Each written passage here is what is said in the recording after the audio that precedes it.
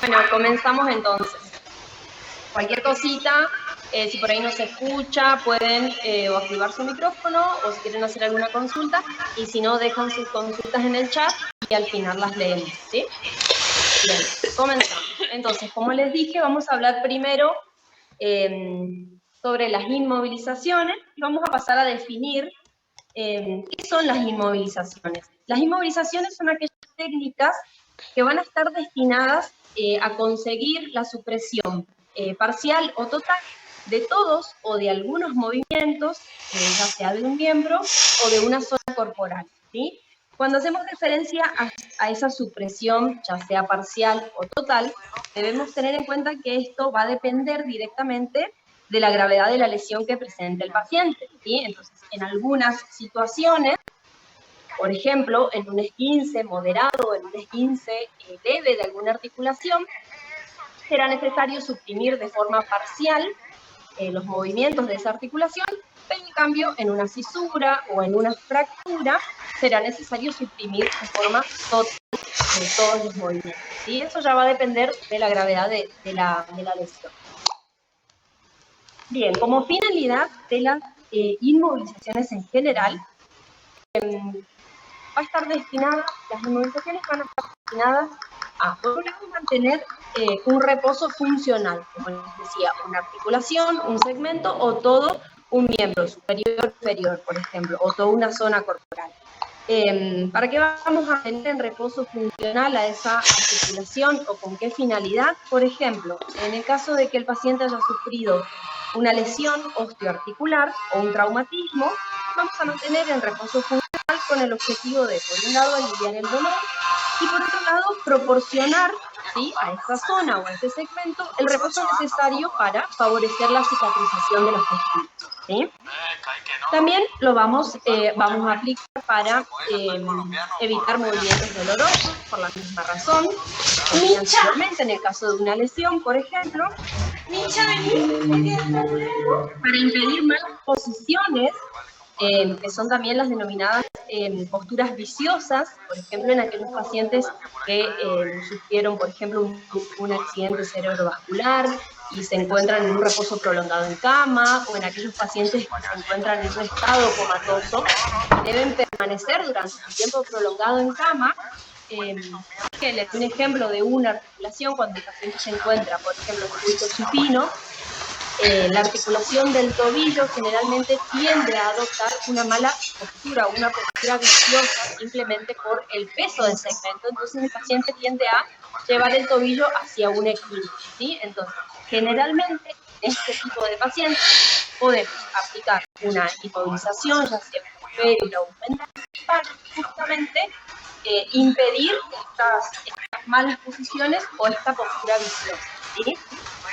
Y mantener de esta forma en un estado de equilibrio a todas las la cápsula, los ligamentos, evitar las posiciones capsulares, ligamentarias, acortamientos musculoesqueléticos, ¿sí? Y también vamos a utilizarlos para mantener la línea postural, como así también en el caso de que una alteración postural ya esté instalada en el paciente, podemos aplicar una inmovilización con la finalidad de corregir esa alteración postural que ya esté instalada, ¿sí? Independientemente de la finalidad del vendaje o de la inmovilización, se debe mantener en todas las articulaciones siempre la posición funcional de las articulaciones, como les decía, para mantener un correcto equilibrio a toda la estructuración, ¿sí? Y principalmente también haciendo hincapié en las estructuras principalmente miotendinosas, ¿sí? Para evitar justamente retracciones o acortamientos. Mantener en equilibrio tanto a músculos agonistas como antagonistas. Entonces, vamos a repasar cuáles son las posiciones funcionales de las articulaciones para tener presente a la hora de, por ejemplo, realizar un vendaje. Entonces, la posición funcional del tobillo, siempre vamos a vendar el tobillo en una posición neutra de 90 grados. Bien, esta es la posición funcional, pero existen algunas excepciones dependiendo de la lesión que presente el paciente. Por ejemplo, si el paciente ha sufrido una ruptura del tendón de Aquiles, ¿sí? Post cirugía, generalmente al principio no se vendan 90 grados, no se movilizan 90 grados, sino en una ligera flexión plantar. Y a partir de ahí se va llevando hacia la posición neutra. Pero esos son algunas excepciones, ¿sí? Pero como regla general vamos a mantener siempre la posición funcional. En el caso de la rodilla, la posición funcional es en una ligera, una mínima flexión de rodilla, la cadera en una ligera abducción, aproximadamente 20 grados de flexión, y debemos evitar las rotaciones, es decir, que se va a inmovilizar en una posición neutra, de rotación interna y externa. El hombro también va a estar en una ligera flexión de 30 grados, abducción y rotación externa aproximadamente de 15 grados. ¿Sí? El codo lo vamos a mantener en una flexión de 90, y con respecto a la pronosupinación va a estar en una posición neutra. La muñeca va a estar en una ligera extensión entre 30 y 40 grados, y con respecto a la mano y los dedos vamos a mantener una dorsiflexión de 30 grados en las articulaciones metacarpofalángicas e interfalángicas, proximal y distal, y el pulgar va a estar en una ligera aducción, oposición y inflexión también de sus articulaciones metacarpo e interfalángicas. Bueno, esto con respecto a las posiciones funcionales. Ahora les voy a mencionar algunos aparatos utilizados que luego vamos a referirnos específicamente al vendaje clásico, ¿sí? Pero para que tengan en cuenta, existen varios aparatos inmovilizadores que también cumplen la misma función. Algunos tienen funciones en común, usos e indicaciones, pero que son diferentes materiales, ¿sí? Se confeccionan de distintos tipos de materiales. Como por ejemplo tenemos acá, y ven ahí en la imagen, que es la férula de yeso, la habrán visto en algún familiar o en algún paciente, o quizás ustedes mismos la han utilizado alguna vez. Este tipo de férulas bueno, son confeccionadas a medida y van a consistir las realiza el profesional, y consisten en varias capas de vendas. Estas vendas están impregnadas en yeso, y lo que se hace es sumergir en agua y a partir de allí sobre el segmento inmovilizar en superior, articulación de la rodilla, para poder tomar el molde, ¿sí? Entonces vamos a colocar una capa sobre la otra, varias capas de venda, 4, 5, 6, que consideremos necesarias, y vamos a esperar unos minutos hasta que las vendas se sequen y se vuelvan rígidas, ¿sí? Entonces ahí ya tenemos la medida de la férula. Como pueden ver, tiene una forma de canaleta, y toman más de la mitad de la circunferencia del inferior. ¿En qué caso las podemos utilizar? Las podemos utilizar para prevenir deformidades, viciosas, y también para mantener en reposo funcional un segmento corporal lesionado, ¿sí? Bien, ¿estamos bien hasta ahí?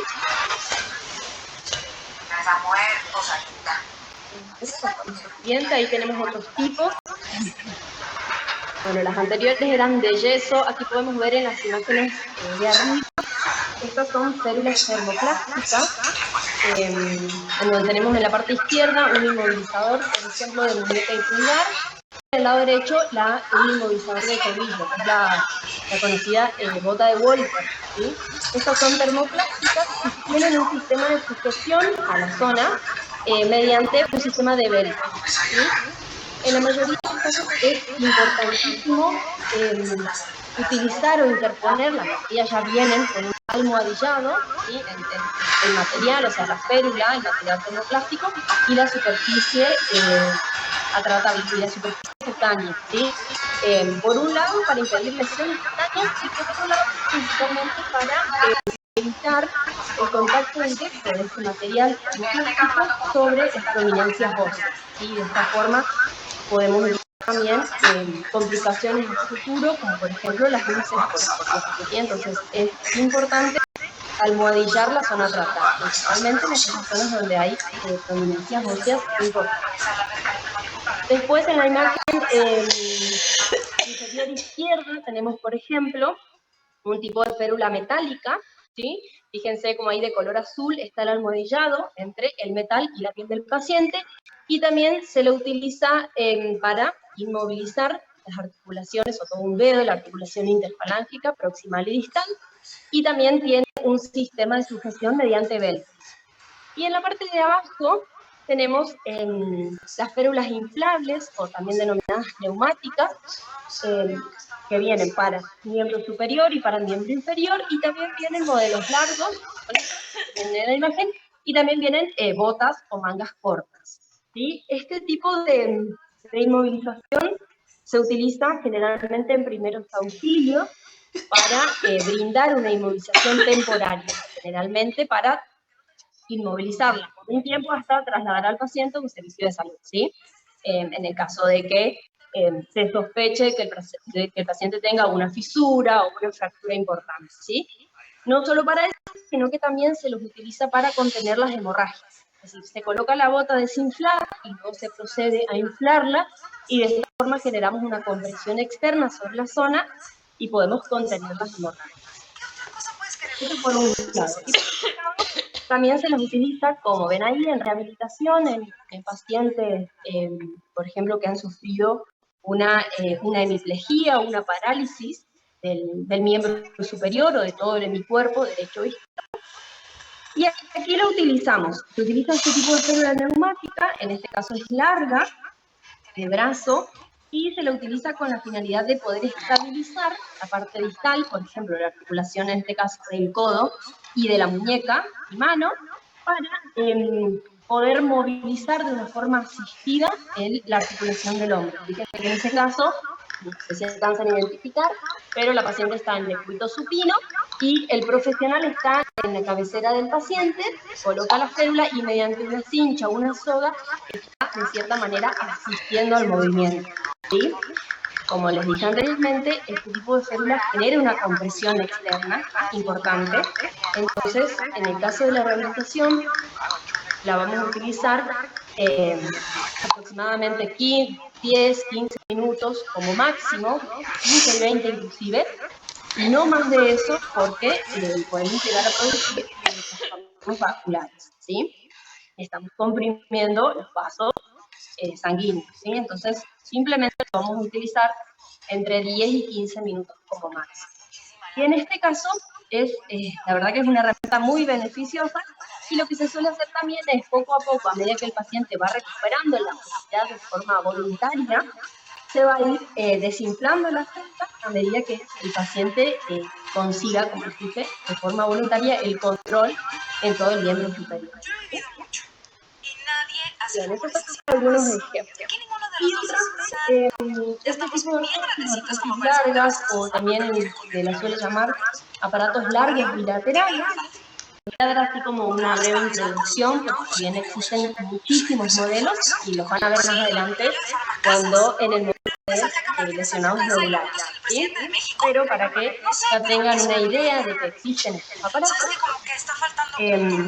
algunos suelen contar con un corsé pélvico o toracolumbar como medio de sujeción superior, y presentan, como ven ahí en las imágenes, este tipo de aparatos presentan articulaciones a nivel de la cadera, de la rodilla y del tobillo del paciente, y un bloqueo de seguridad, se llama una traba, a nivel de la cadera y de la rodilla, que se va a mantener con la traba o con el bloqueo de seguridad cuando el paciente está en bipedestación o va a realizar la marcha, para que todo el segmento se mantenga fijo, y cuando el paciente se va a sentar, tiene que destrabar la rodilla y la articulación de la cadera, ¿sí?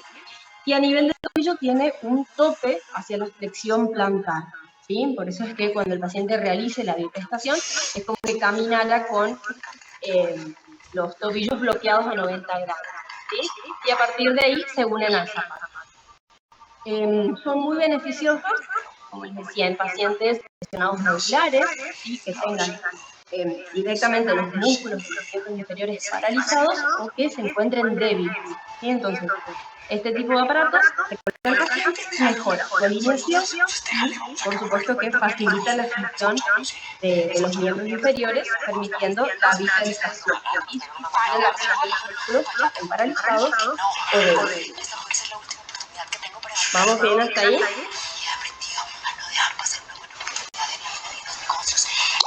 ¿No? ¿No hay ninguna pregunta? Ahora sí, vamos a comenzar a hablar del vendaje clásico. ¿Sí? Entonces, lo vamos a definir, el vendaje clásico lo podemos definir como aquella técnica o aquel procedimiento que consiste en envolver una parte del cuerpo, por supuesto con una venda, ya sea cubriendo lesiones cutáneas e inmovilizando lesiones osteoarticulares. ¿Con qué objetivo lo vamos a hacer? Con el objetivo de aliviar el dolor y, como ya les repetí al principio, proporcionar el reposo que esta articulación o que este segmento necesita para favorecer la cicatrización de la zona que se encuentre lesionada. Bien. El vendaje tiene las siguientes funciones: la función de protección, de compresión, de inmovilización y de oclusión. ¿Sí? De protección, esos vendajes que van a estar destinados a, como la palabra lo dice, proteger la piel, como prevención de lesiones, y generalmente este tipo de vendajes son aquellos que se denominan pre-tape, es decir, es la primera capa del vendaje que se utiliza y se la denomina capa protectora, generalmente entre la piel y otro tipo de vendaje, por ejemplo, un vendaje adhesivo.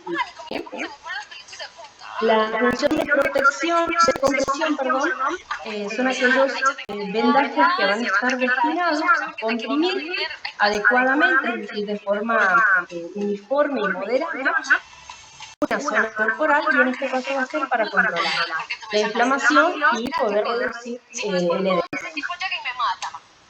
Como inmovilización, para mantener el reposo funcional de las articulaciones de los segmentos corporales.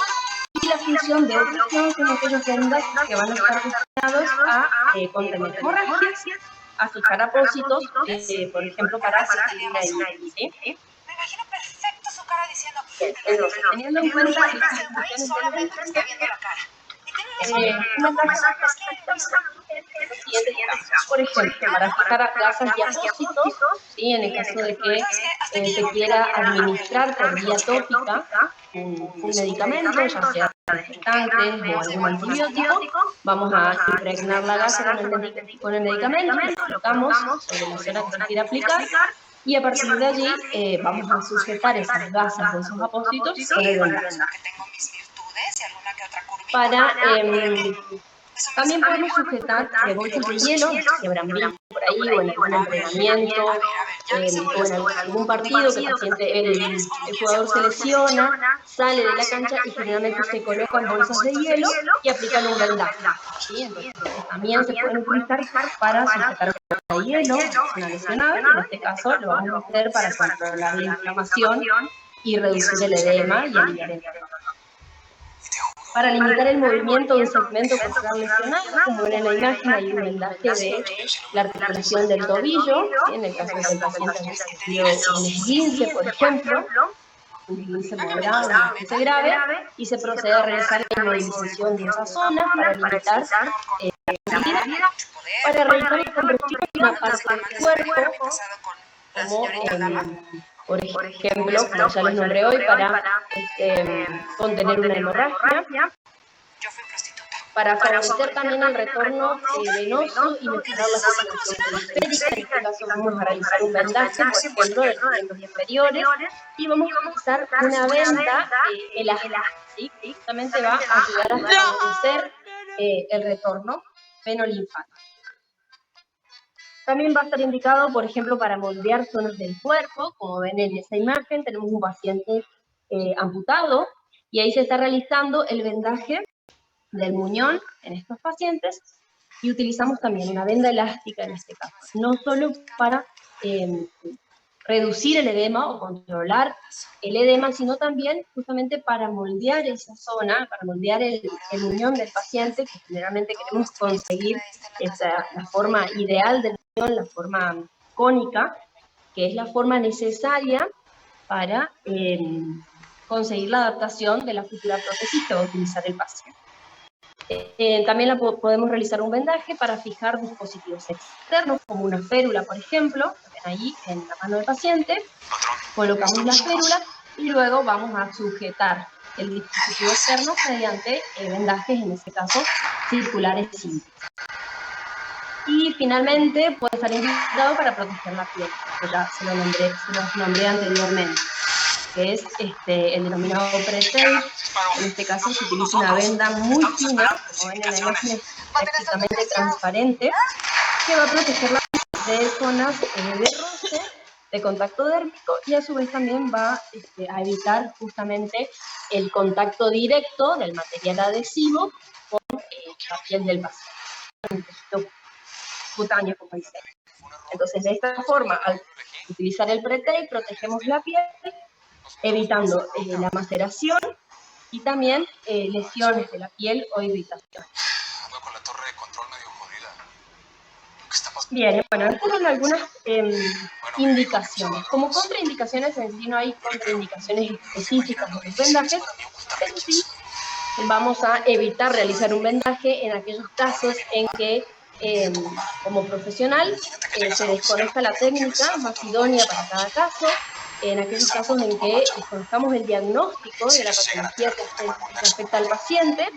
En cualquiera de estos dos casos es mejor, si desconocemos la técnica, no la sabemos aplicar o no sabemos qué tipo de vendaje, qué venda podemos utilizar para ese caso, o simplemente no sabemos cuál es el diagnóstico del paciente, es mejor decir no sé qué aplicar, conozco esto, y directamente derivan a otro profesional, ¿sí? Porque por ahí, por no quedar mal, aplicamos igual un vendaje y lo único que conseguimos es agravar la situación actual del paciente, ¿sí? Entonces, directamente dicen, no, esto no sé, no puedo, no conozco, y derivan a otro profesional, ¿sí? Se van a estudiar, ¿sí?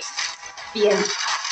También existen algunos casos en los que el paciente puede llegar a tener alergia o una mala tolerancia a los materiales empleados. Generalmente todos los vendajes son hipoalergénicos, pero bueno, puede llegar a existir la posibilidad de que el paciente tenga alergia o una mala tolerancia. Y también en aquellos casos en que el paciente presente heridas complicadas en la zona dental o quemaduras importantes en estos casos no es que están contraindicados, sino que hay prioridades. Entonces vamos a tratar primero la herida que está complicada, o desinfectarla, o hacer la hemorragia, o tratar la quemadura, y luego quizás se proceda, bueno, a vendar o a inmunizar. ¿Sí? Bueno, y estas son algunas complicaciones que suelen ser complicaciones más frecuentes de los vendajes. Generalmente son por realizar una mala técnica, ¿sí? Excepto bueno, la rigidez articular y la atrofia muscular, que bueno, van a aparecer simplemente por inmovilizar el segmento, ¿sí? Pero la mayoría se pueden evitar realizando una técnica correcta, ¿sí? Pueden aparecer como insailaciones dérmicas. En el caso de las lesiones a nivel de la piel, generalmente, más comúnmente se suelen ver, tienen como las mismas características que una quemadura de primer grado, ¿sí? Y suelen ocurrir por pliegues que se van formando a medida que vamos realizando la técnica, envolviendo el segmento de patas, suelen quedar pequeños pliegues.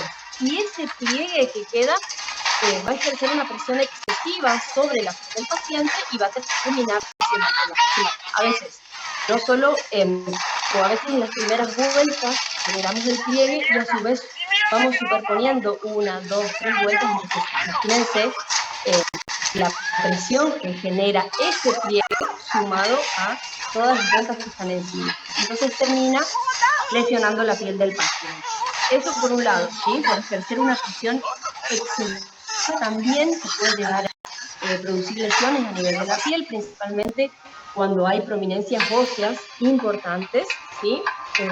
Realizamos el vendaje y se suele también lesionar esa zona. Por eso es importante, por un lado, evitar que se formen pliegues y por otro lado, realizar un correcto almohadillado, como anterior, para evitar estas lesiones a nivel de la piel.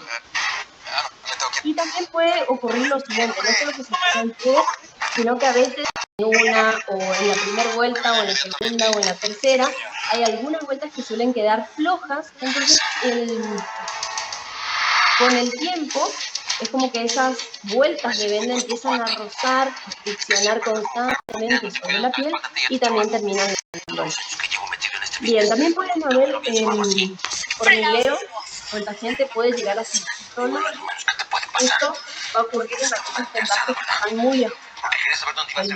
La compresión que van a realizar debe ser una compresión uniforme y moderada, ¿sí? No debe ser una compresión excesiva. El vendaje no tiene que estar muy ajustado.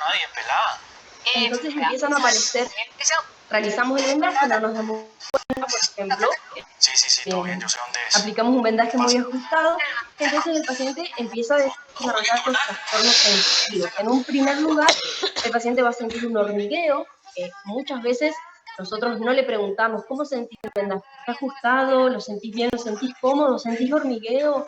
¿Quemazón? ¿Sentís frías las manos? Generalmente no le solemos preguntar. Y el paciente a veces, bueno, dice, no, esto debe ser normal, no me dijo nada, se aguanta, ¿sí? Entonces, empieza a sentir hormigueo, ¿sí? La compresión persiste, ya el paciente va a sentir dolor. Y ahí sí, generalmente, acude al profesional o te manda un mensaje, te avisan, te empezó a doler, ¿qué hago? Y posteriormente a eso se va a desarrollar, como ven en la imagen, un edema distal, ¿sí? Entonces ahí estamos en evidencia de que realmente realizamos un vendaje muy ajustado, ¿sí? Edema distal y en situaciones ya, en casos severos, puede llegar a aparecer ciánesis, ¿sí? Entonces eso es algo que se puede evitar al controlar la compresión que hacemos, ¿sí? También pueden haber escaras necróticas por compresiones, como lo que les nombré al principio. Para esto vamos a colocar un correcto almohadillado y ejercer la compresión adecuada. También puede haber maceración de las heridas o maceración de la piel circundante. Como ven ahí en la imagen, la maceración cutánea es el ablandamiento de la piel que se produce justamente cuando dos superficies dérmicas permanecen en contacto durante un tiempo prolongado, ¿sí? Por ejemplo, esto se va a dar cuenta después cuando realmente apliquen el vendaje plástico. Por ejemplo, cuando van a vendar, van a hacer un vendaje de la articulación glenohumeral, ¿sí? Donde colocan el hombro, el brazo, digamos, en una aducción, ¿sí? Entonces toda la piel de la axila, la cara interna del brazo, ¿sí? La lateral del tórax, se encuentra en contacto, ¿sí? Imagínense que esto esté 1, 2, 3, 4, 5 días en contacto, eso el paciente generalmente transpira, y toda esa piel va a permanecer húmeda durante mucho tiempo. Entonces, luego de ese ablandamiento, va a seguir se va a producir una herida, la piel se va a lastimar. Entonces, para evitar esto es importantísimo poder colocar, tener en cuenta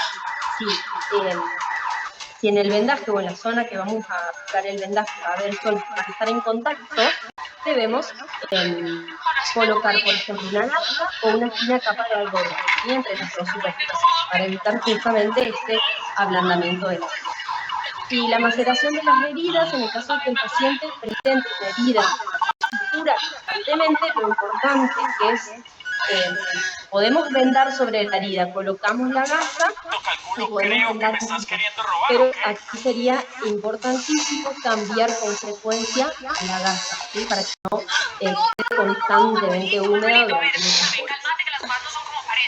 De esa forma podemos evitar. Y las otras dos complicaciones, que bueno, son propias del vendaje, puede llegar a aparecer rigidez articular y atrofia muscular.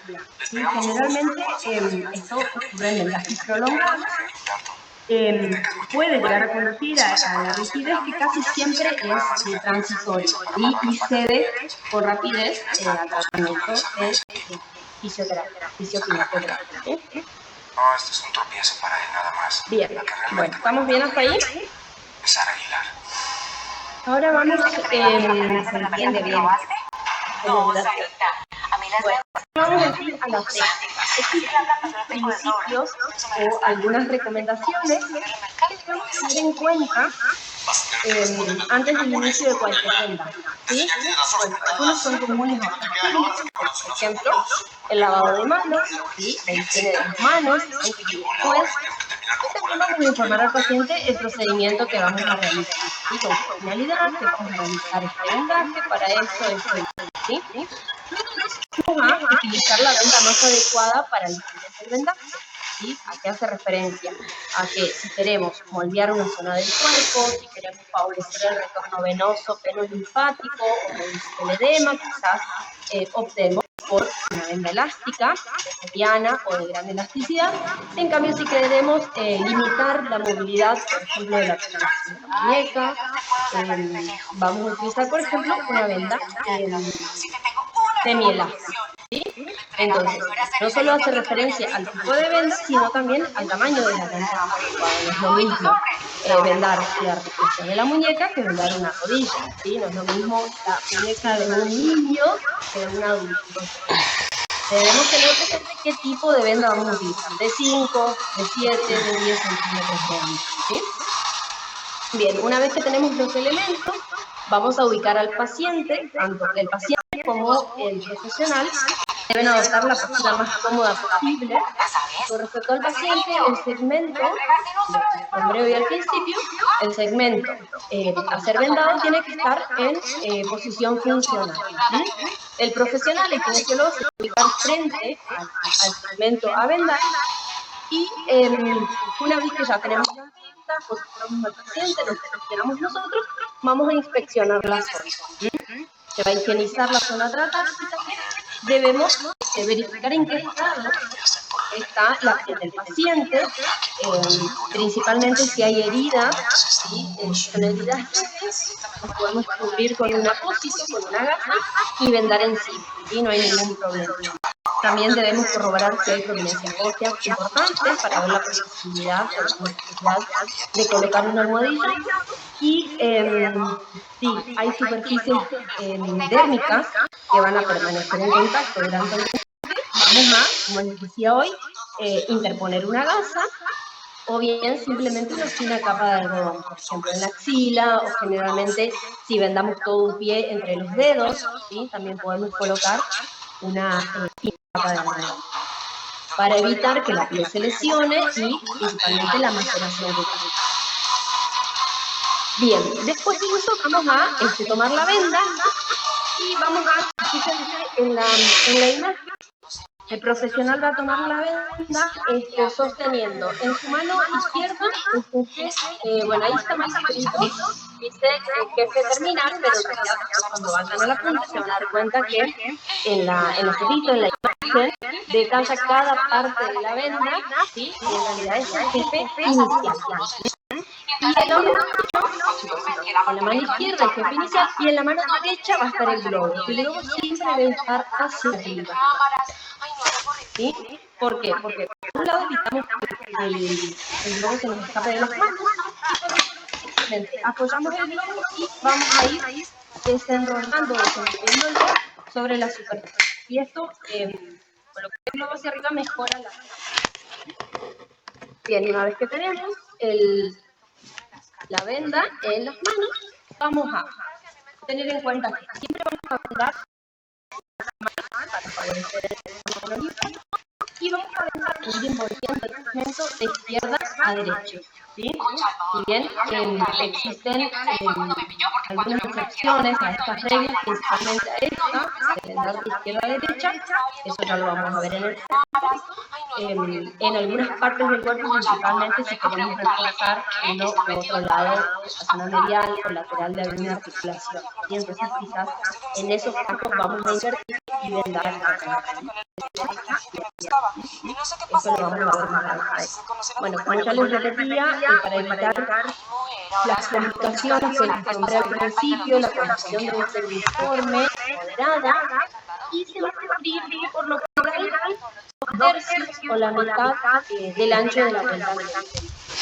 La primera y la última vuelta se van a colocar siempre directamente sobre la piel para su correspondiente fijación. Y con respecto a la fijación, esta primera vuelta lo podemos hacer mediante simplemente con la mano, ¿sí? Podemos sostener con una mano y vamos vendando, o bien podemos colocar adesol, que es como un adhesivo sobre la piel del paciente, y ahí colocamos la primera vuelta, o simplemente, como ven en la imagen, vamos a hacer muy chiquitito, pero después tienen en la punta y lo van a poder apreciar mejor, mediante un doblez del cabo inicial, ¿sí? Y ahí comenzamos a ver.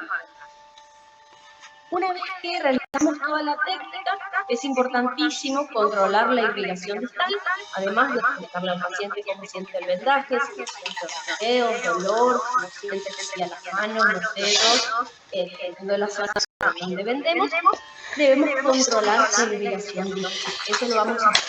Si existe la presencia de pulsos periféricos, vamos a tomar los pulsos periféricos, y si no, en el caso de los miembros superiores e inferiores, cuando realicemos el vendaje, podemos controlar la irrigación mediante el relleno ureal, ¿sí? Entonces, presionamos la uña del paciente, soltamos y debemos apreciar cómo se rellena nuevamente, ¿sí? Eso nos da la pauta de que la compresión que hicimos fue moderada, ¿sí? Le gusta la aventura, como yo.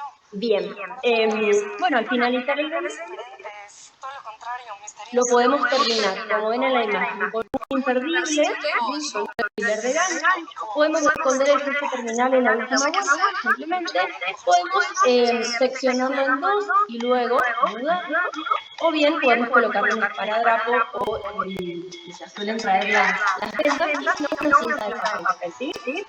Y bueno, cuando el vendaje cumpla su tiempo, en el caso de tener que retirarlo, lo podemos retirar simplemente con la mano, vamos envolviendo, porque generalmente las vendas se suelen reutilizar, y si no, simplemente lo cortamos con una tijera. Lo ideal es que se utilice una tijera de punta roma para no lesionar la piel del paciente. Bueno. Ahora vamos a pasar a clasificar las diferentes técnicas que vamos a llevar a cabo miércoles prácticos. Los podemos clasificar en dos grandes grupos, ¿sí? Según la cantidad de segmentos corporales expuestos, ¿sí? Entonces, podemos tener vendajes que son monosegmentarios, vendajes que son bisegmentarios, ¿sí? O polisegmentarios. Entonces, dentro de los monosegmentarios tenemos el vendaje circular circular y espiral. Dentro del circular tenemos el simple con un barco, y dentro del espiral tenemos libre con inverso, continuo, implicado con inverso. Bien, y dentro de los bisegmentarios tenemos los que son elípticas, ascendentes o descendentes, los testudos, el testudo inverso, el testudo reverso, y el cruzado, los vendajes cruzados. Bien, les voy a ir mostrando. Les voy mostrando en imágenes cada uno de ellos y contándoles más o menos cómo se lleva a cabo la práctica. Bien, quizás no terminen de aprender el día de práctica, ¿sí? Cuando realmente lo hagan. Bueno, entonces, como les nombraba, estos son los monosegmentarios. Los vendajes monosegmentarios tienen la característica de que comprenden un segmento de miembro, no cruzan ninguna articulación, como pueden ver ahí, se llevó a cabo el vendaje del tercio inferior del antebrazo y el tercio inferior del brazo. No atraviesan ninguna articulación, y estos vendajes se caracterizan por ser poco espaciados, ¿sí? A diferencia de los bisegmentarios. Bien, entonces tenemos el circular simple y el simple con inverso. En el caso del circular simple, los vamos a simplemente. Cada vuelta de venda va a cubrir totalmente al anterior, como ven ahí en la imagen, ¿sí? Cada vuelta cubre totalmente al anterior. y lo vamos a utilizar en aquellas zonas de poca extensión y en zonas cilíndricas del cuerpo. Generalmente están indicados para iniciar y para finalizar cualquier otro tipo de vendaje, ¿sí? Nos van a escuchar repetir muchas veces en el práctico que, bueno, realizamos para este vendaje o cómo iniciamos con 2 vueltas circulares simples. Cómo finalizamos el vendaje con 2 vueltas o una circular simple, ¿sí? Porque justamente se utiliza este tipo de vendaje para iniciar o para finalizar cualquier otro tipo de vendaje. Como imagen lo pueden utilizar para fijar apósitos y para administrar medicamentos por vía tópica y para contener las hemorragias. El simple con inversos, la única diferencia que tiene con la imagen B, realiza un circular simple, también va a cumplir en su totalidad la vuelta anterior, y simplemente lo que hace acá es hacer un giro, ¿sí?, completo del rollo, y de esa forma, como ese doblez, digamos, en la vuelta. ¿Para qué realizamos este tipo? Giramos el globo totalmente a 180 grados, ¿sí? ¿Con qué facilidad o para qué lo podemos aplicar este tipo de vendaje? Simplemente con la finalidad de ejercer mayor presión sobre una zona determinada, ¿sí? Para evitar una de las complicaciones que nombré al principio, es lesionar la piel. Entonces, antes de realizar el giro de 180 grados, debemos realizar antes un circular simple. Entonces hacemos una vuelta circular simple y sobre esa hacemos el giro de 180 grados, ¿sí?, para que esa compresión no sea directa sobre la piel. Entonces, por ejemplo, tenemos un paciente que tuvo una cicatriz hipertrófica o un queloides, entonces nosotros queremos aplicar mayor presión como para aplanar esa cicatriz, entonces hacemos un circular simple sobre la vuelta simple, un inverso, ¿sí? Entonces hacemos mayor presión sobre esa. Esa sería una de las indicaciones. Bien, luego tenemos el vendaje en espiral. Acá el vendaje en espiral, la vuelta de la venda se va a enrollar, ¿sí?, sobre el segmento, como en la imagen, cubriéndola en espiral, ¿sí?, por eso no. Entonces teníamos espiral libre y libre con inverso. En el lado izquierdo está libre. Simplemente acá se lo llama libre porque deja cada vuelta va dejando como ventanitas, ¿sí?, zonas libres, que van a estar separadas por un espacio. ¿En qué caso lo vamos a utilizar? Simplemente para fijar un propósito o también para fijar una ortesis, ¿sí? Y del lado derecho tenemos el libre con inverso, que también deja zonas libres, pequeñas ventanas, pero en este caso vamos a realizar, se hacen vueltas, una vuelta hacia arriba, una vuelta hacia abajo, siempre dejando espacios libres. Una vuelta hacia arriba y una vuelta hacia abajo. Esa es la secuencia. También lo vamos a utilizar para fijar apósitos o para fijar ortesis.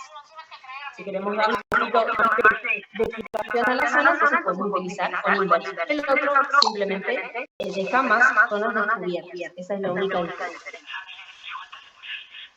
Luego tenemos el espiral continuo, ¿sí?, es el de la imagen de la izquierda. En este caso, fíjense cómo cada vuelta va a cubrir a la anterior casi en su totalidad, ¿sí? Entonces, no a la mitad ni 2/3, sino un poquito más, ¿sí? Prácticamente están adosadas unas a las otras y no van oblicuos como los anteriores, sino que la disposición de cada vuelta es más bien horizontal, ¿sí? Y en las otras imágenes, en la A y en la B, tenemos el imbricado, la figura A. En este caso sí, se va a ir vendando el segmento de forma oblicua y al eje de la extremidad. Y aquí sí vamos a cubrir 2/3 de la vuelta anterior. Y en el caso de la figura B, que es el imbricado con inverso, también se va a vendar en forma oblicua al eje de la extremidad, pero en este caso una vuelta va a subir, va a ir hacia arriba y la otra vuelta va a bajar. Y así sucesivamente, una hacia arriba y la otra hacia abajo, ¿sí? Y ahí pueden ver cómo se va formando como esas pequeñas esticas, ¿sí?, digamos, al cruce de cada vuelta, ¿sí? Bien. Todos los anteriores eran los monocultivos. Y ahora tenemos este tipo de vendajes, como al principio, comprenden uno o más segmentos y atraviesan, ¿sí?, una articulación. Los anteriores no. ¿Sí? Estos atraviesan una articulación y, a diferencia de los anteriores, se caracterizan por ser, justamente al atravesar al atravesar una articulación y por la disposición de las vueltas, se caracterizan por ser estables y más firmes que los anteriores. ¿Sí? Los podemos dividir en grupos, ¿sí? Podemos tener los que son en abanico y los que son en espiga. En abanico vamos a tener estos dos tipos, testudo inverso y testudo reverso. Para que los diferencien uno de los otros, los que son en abanico, el cruce, fíjense ahí en ese ejemplo de la imagen, el cruce de la venda siempre ocurre en el mismo lugar, ¿sí? En ese caso, en el pliegue del cono. Y siempre todas las vueltas se van a cruzar en el mismo lugar. Abriendo las vueltas, ya sea hacia arriba o hacia abajo, ¿sí? Pero el cruce siempre en el mismo lugar. Tenemos entonces testudo inverso y testudo reverso. Entonces, por un lado tenemos el testudo inverso. En este caso, las vueltas en 8 van a comenzar, como ven en la imagen, lejos de la articulación, ¿sí? Y a medida que se va realizando una vuelta y la siguiente, se van a aproximar hasta cubrir, ¿sí? En cambio, el testudo reverso, que es la imagen del lado derecho, en este caso van a comenzar sobre la articulación, ¿sí? El cruce siempre es en el mismo punto y a partir de allí se van a ir alejando de la misma, hacia arriba, una vuelta hacia arriba, una vuelta hacia abajo, hacia arriba, una vuelta hacia abajo, siempre cubriendo 2/3 de la vuelta, ¿sí? Y así hasta finalizar y cubrir todo el segmento que hemos visto. Esos son en abanico. Y los que son en espiga, tenemos espigas ascendentes y espigas descendentes, hacia arriba o hacia abajo, dependiendo de la dirección de donde se forma el cruce o las espigas. Este tipo de vendajes también se llaman vendajes progresivos, ¿sí? Y en este caso, el cruce se va a hacer en distintos puntos, ¿sí? No como el anterior, que el cruce siempre es en el mismo punto, acá se van a ir cruzando cada vuelta en distintos puntos, ¿sí? Y van a ir formando estas llamadas ascendentes o descendentes, ¿sí? Ya esto lo van a comprender un poquito más a la hora que practiquen, ¿sí? Y luego tenemos el vendaje en 8, que es otro tipo de vendaje que lo vamos a utilizar para, por ejemplo, en ese caso, para inmovilizar una fractura de clavícula, por ejemplo, ¿sí? Entonces, lo que queremos hacer acá es, la finalidad del vendaje va a ser mantener en retroflexión el hombro, ¿sí? Entonces, acá las vueltas van a describir justamente como un 8, eso lo llamamos en 8, y esto va a facilitar la inmovilización y la fijación de esa posición necesaria que queremos mantener en el espacio. Entonces, vamos a realizar dos vueltas, pero sobre, por ejemplo, el hombro derecho, una o dos vueltas de fijación, siempre la dirección va a ser hacia atrás, hacia la espalda, entonces realizamos una pequeña tracción hacia atrás y hacia abajo, favoreciendo justamente la retroflexión. Hacemos el cruce en la zona y así sucesivamente. Vamos nuevamente una o dos vueltas de fijación en el hombro contralateral y volvemos a hacer el cruce en el extremo, ¿sí? Que lo ven ahí en la línea de punto. Y así sucesivamente hasta cubrir toda la zona que queremos tener. Y lo mismo podemos realizar en el tobillo, ese cruce en el 8. Y aquí tenemos uno más, que es el vendaje de Delfour. ¿Sí? Este es un vendaje que lo vamos a utilizar para inmovilizar de forma completa toda la cintura escapular, ¿sí? Por lo que está indicado, por ejemplo, en la luxación glenohumeral, posterior a circunvolución, fracturas de escápula, en lo que es fractura humeral sin desplazamiento, en un elipse o subluxación, la articulación acromioclavicular también la podemos aplicar, ¿sí? Entonces, el procedimiento va a ser el siguiente. El paciente, vamos a tener al paciente en hiperestación y nosotros nos vamos a ubicar frente al paciente o a la zona ventral. La zona ventral, como en todos los casos, tiene que estar descubierta, descubierta de ropa, y el miembro superior del lado afectado, como ven en la imagen, se va a colocar por delante, ¿sí?, y sobre el codo. El codo va a estar en flexión y la mano va a estar en dirección hacia el hombro contralateral. Acá, acuérdense que es importantísimo colocar un correcto almohadillado o una fina capa de algodón en la axila, ¿sí?, para evitar la maceración, en este caso, de la piel que va a estar en contacto. Bueno, una vez que colocamos al paciente en la posición adecuada, y colocamos el almohadillado correcto, ¿sí?, en la axila, y también en el caso de las mujeres, en algunos casos, se protegerá la piel de la zona inframamaria para evitar también la irritación y la maceración en esa zona, de ser necesario. Bien, entonces, una vez que posicionamos al paciente, colocamos el correcto almohadillado, vamos a comenzar con la técnica. Vamos a iniciar con 2 vueltas de fijación en el tórax, 2 circulares simples. Es importante en este caso controlar la compresión que realizamos.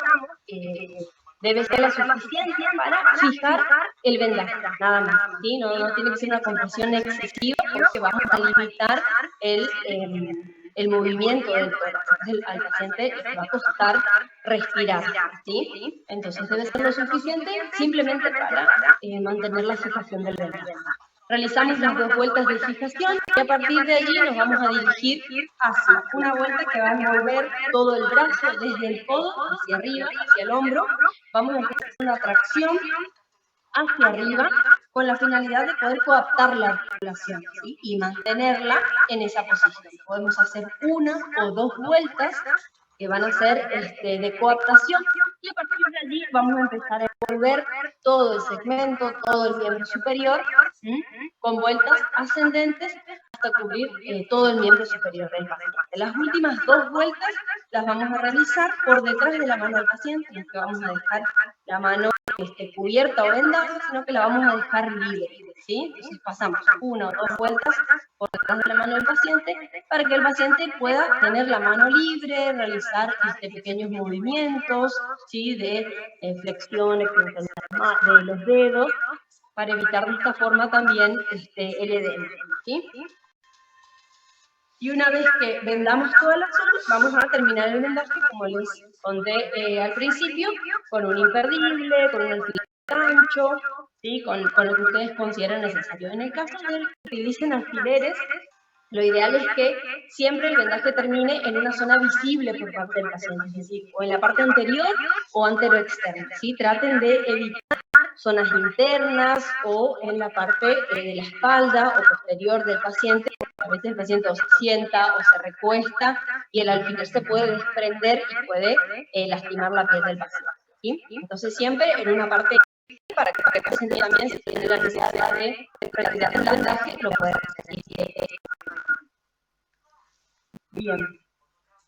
A ver, creo que eso es todo. Y ahí está la bibliografía, voy a dejar la clase del aula y también hay un apunte de vendaje. Bueno, muy bien. Ahí estamos.